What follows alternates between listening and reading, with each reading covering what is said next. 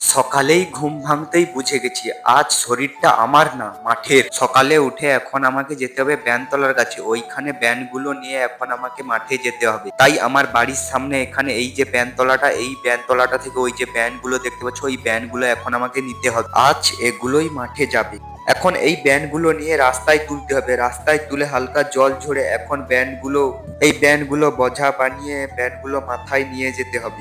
এখানে এখন ব্যানের বোঝাটা বাঁধানো পুরো কমপ্লিট হয়ে গেছে, তাই দাদু এই ব্যানের বোঝাটা নিয়ে চলে গেছে মাঠে। সব রেডি করে নামলাম মাঠে। কাদা পানি পা আর মাটি পাথর বোঝা যায়, এখান থেকে একটা একটা করে ধান বসাতে হয়, না ভুল হলেই পরে ফসল ক্ষতি। রোদে মাথা ঝিমঝিম করে, কোমর কনকন করে, কিন্তু থামা যায় না। এই ধানটাই আমাদের ভাত, এই মাঠেই লুকিয়ে আছে আমাদের ভবিষ্যৎ। তাই এখন আমরা এই পান্তা ভাতটা খাবার পরে আবার যেতে হবে মাঠে ধান লাগাতে। এখন বাজে প্রায় 9:30টার মতন, এখন থেকে প্রায় 2টো পর্যন্ত কাজ করতে হবে আমাদেরকে মাঠে। ভিডিওর মধ্যে বলতে বলতে দেখতে দেখতে সময়টা কি সুন্দর কেটে গেল, কিন্তু আসল জীবনটাই অনেকটাই কষ্ট।